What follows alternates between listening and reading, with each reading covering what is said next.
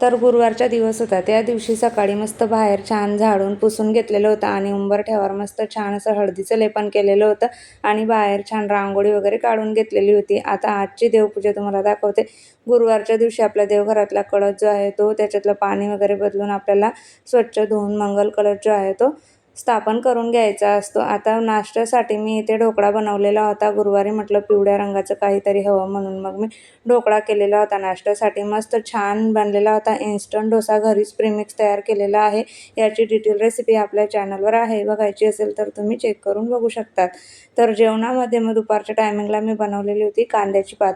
तर अगदी साधी आणि सोपी आहे. जास्त काही नाही. लसूण जिऱ्याची फोडणी देऊन झाल्यानंतर मग हळद, लाल तिखट घालून शेंगदाण्याचं कूट त्याच्यामध्ये घातलेलं आहे. अशी भाजी इथं केलेली होती मी. त्यानंतर मग जेवण वगैरे बनवून झाल्यानंतर लगोलग जेवणाची भांडी वगैरे जी होती ती स्वच्छ करून घेतली. चला तर मग भेटूया पुन्हा नवीन व्हिडिओसह. तोपर्यंत